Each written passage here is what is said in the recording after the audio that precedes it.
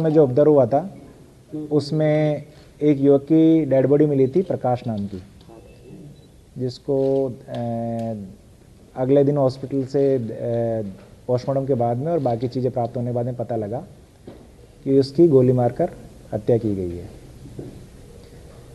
इस मामले में हमारे द्वारा जब युवक की शिनाख्त हो गई और शिनाख्त होने के बाद में जब उसका एनालिसिस किया गया तो पता लगा कि ये युवक जो है ये बिहार का रहने वाला है और ये हल्द्वानी में उस दिन किसी से मिलने आया था। बाकी ज़्यादा सर्विलांस करने पर यह पता लगा कि ये सितारगंज में किसी व्यक्ति के संपर्क में था और उस व्यक्ति ने इसको हल्द्वानी बुलाया। हल्द्वानी बुलाने के बाद में वहाँ पर इसके साथ में 2 व्यक्ति और थे और इन लोगों के बीच में किसी चीज़ को लेके झगड़ा हुआ और झगड़ा होने के बाद में ये जो व्यक्ति है इसकी गोलापार में ले जाकर हत्या कर दी गई है। इस सारे घटनाक्रम में एक हत्या करने वाला जो अभियुक्त है उनमें से एक जो अभियुक्त है वो पुलिस का सिपाही है और जो ये अभियुक्त मृतक है इसका और जो पुलिस के सिपाही है जो अभियुक्त है उसकी पत्नी के संबंध होने के कारण और मृतक द्वारा जो सिपाही है उसकी पत्नी को वीडियो बनाकर ब्लैकमेल करने के मामले में वो उससे नाराज़ था। उसने अपनी बीवी से फ़ोन करवाकर उसको यहाँ बुलवाया, मिले, उसको किसी बहाने से अपने साथ में तैयार किया और गोलापार में ले जाकर उसकी गोली मारकर हत्या कर दी गई। इस सारे घटनाक्रम में जो अभियुक्त हमारा कांस्टेबल, उसका साला, एक इसका दोस्त, इसकी बीवी और एक इसके साले का दोस्त, ये 5 लोग शामिल है। 4 लोग जो हैं वो हमने गिरफ्तार कर लिया है। इसकी बीवी जो है अभी वो फरार चल रही है, जल्दी उसकी गिरफ्तारी हो जाएगी। अभी अभियुक्तों के कब्जे से जिस पिस्टल से गोली मारकर हत्या की गई है वो पिस्टल बरामद कर ली गई है। तो इसमें मैं बताना चाहता हूँ कि बनफूलपुरा उपद्रव में हुई जो मृत्यु है उसमें से कुछ मृत्यु शायद पुलिस फायरिंग और किसी और के द्वारा किए गए हत्या का परिणाम नहीं है। ये पर्सनल एनिमिटी का मामला है। मैंने पहले भी ये चीज़ बताई थी प्रेस में। तो इस तरीके से अगर अब देखा जाए तो ये जो प्रकाश है इसका बनफूलपुरा में उपद्रव से और वहाँ पे जो भी पुलिस के द्वारा, प्रशासन के द्वारा जो कार्रवाई की गई उससे इसका कोई भी संबंध नहीं है। इसमें जो इसकी वाइफ है उसकी हम तलाशी कर रहे हैं और जल्दी ही उसको भी गिरफ्तार कर लेंगे। सर फिलहाल जो और उपद्रवियों में क्या गिरफ्तारी कितनी हो चुकी है अभी तक, परसों के अलावा जो टोटल? जो बनफूलपुरा वाले मामले में जो 3 एफआईआर हुई है उनमें से 2 एफआईआर में, एक एफआईआर जिसमें हमारी सरकारी गाड़ी जलाई गई थी और दूसरी एफआईआर जिसमें नगर निगम के द्वारा दी गई थी, जिसमें उनकी कर्मचारियों पर हमला हुआ और उनके कुछ सरकारी संपत्ति जलाई गई थी। इन दोनों मामलों में आज हमने 5 और अभियुक्तों की गिरफ्तारी की है और इस तरीके से अगर देखा जाए तो बनफूलपुरा प्रकरण में अब तक कुल मिला के 42 गिरफ्तारियाँ हो चुकी है। इसके साथ ही खास बात यह भी है कि इस मुकदमे में वांछित और जिनके कुर्की के वारंट निकले हुए हैं आरोपी अब्दुल मलिक और उसके लड़के अब्दुल मोइद के खिलाफ लुकआउट सर्कुलर जारी किया गया है और अब बाकी एजेंसीज भी इनकी तलाश कर रही है। हमें उम्मीद है कि जल्दी ही इनको गिरफ्तार कर लिया जाएगा।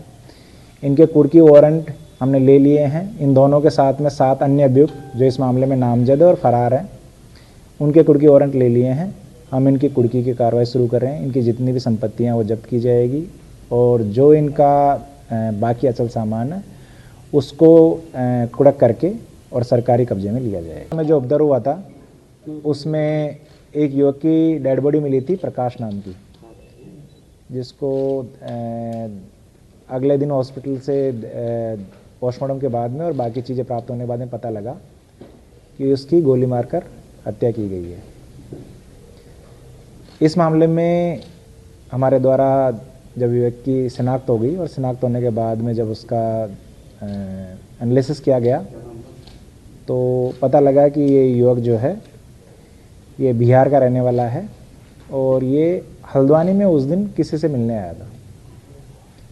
बाकी ज़्यादा सर्विलांस करने पर ये पता लगा कि ये सितारगंज में किसी व्यक्ति के संपर्क में था और उस व्यक्ति ने इसको हल्द्वानी बुलाया। हल्द्वानी बुलाने के बाद में वहाँ पर इसके साथ में 2 व्यक्ति और थे और इन लोगों के बीच में किसी चीज़ को लेके झगड़ा हुआ और झगड़ा होने के बाद में ये जो व्यक्ति है इसकी गोलापार में ले जाकर हत्या कर दी गई है। इस सारे घटनाक्रम में एक हत्या करने वाला जो अभियुक्त है उनमें से एक जो अभियुक्त है वो पुलिस का सिपाही है और जो ये अभियुक्त मृतक है इसका और जो पुलिस के सिपाही है जो अभियुक्त है उसकी पत्नी के संबंध होने के कारण और मृतक द्वारा जो सिपाही है उसकी पत्नी को वीडियो बनाकर ब्लैकमेल करने के मामले में वो उससे नाराज़ था।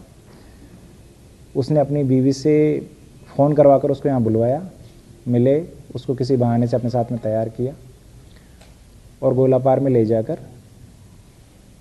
उसकी गोली मारकर हत्या कर दी गई। इस सारे घटनाक्रम में जो अभियुक्त है हमारा कांस्टेबल, उसका साला, एक इसका दोस्त, इसकी बीवी और एक इसके साले का दोस्त, ये 5 लोग शामिल है। 4 लोग जो हैं वो हमने गिरफ्तार कर लिया है। इसकी बीवी जो है अभी वो फरार चल रही है, जल्दी उसकी गिरफ्तारी हो जाएगी। अभी अभियुक्तों के कब्जे से जिस पिस्टल से गोली मारकर हत्या की गई है वो पिस्टल बरामद कर ली गई है। तो इसमें मैं बताना चाहता हूँ कि बनफूलपुरा उपद्रव में हुई जो मृत्यु है उसमें से कुछ मृत्यु शायद पुलिस फायरिंग और किसी और के द्वारा किए गए हत्या का परिणाम नहीं है। ये पर्सनल एनिमिटी का मामला है। मैंने पहले भी ये चीज़ बताई थी प्रेस में। तो इस तरीके से अगर अब देखा जाए तो ये जो प्रकाश है इसका बनफूलपुरा में उपद्रव से और वहाँ पे जो भी पुलिस के द्वारा, प्रशासन के द्वारा जो कार्रवाई की गई उससे इसका कोई भी संबंध नहीं है। इसमें जो इसकी वाइफ है उसकी हम तलाशी कर रहे हैं और जल्दी ही उसको भी गिरफ्तार कर लेंगे। सर उसके अलावा जो और उपद्रवियों को क्या गिरफ्तारी कितनी हो चुकी है अभी तक? 500 के अलावा जो टोटल जो बनफूलपुरा वाले मामले में जो 3 एफआईआर हुई है उनमें से 2 एफआईआर में एक एफआईआर जिसमें हमारी सरकारी गाड़ी जलाई गई थी और दूसरी एफआईआर जिसमें नगर निगम के द्वारा दी गई थी, जिसमें उनकी कर्मचारियों पर हमला हुआ और उनके कुछ सरकारी संपत्ति जलाई गई थी। इन दोनों मामलों में आज हमने 5 और अभियुक्तों की गिरफ्तारी की है और इस तरीके से अगर देखा जाए तो बनफूलपुरा प्रकरण में अब तक कुल मिला के 42 गिरफ्तारियाँ हो चुकी है।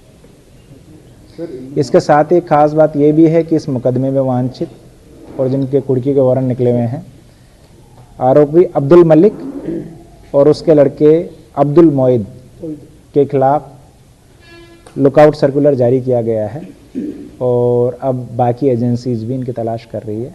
हमें उम्मीद है कि जल्दी ही इनको गिरफ्तार कर लिया जाएगा। इनके कुर्की वारंट हमने ले लिए हैं। इन दोनों के साथ में 7 अन्य अभियुक्त जो इस मामले में नामजद और फरार हैं उनके कुर्की वारंट ले लिए हैं। हम इनकी कुर्की की कार्रवाई शुरू कर रहे हैं। इनकी जितनी भी संपत्तियां वो जब्त की जाएगी और जो इनका बाकी अचल सामान है उसको कुड़क करके और सरकारी कब्जे में लिया जाएगा।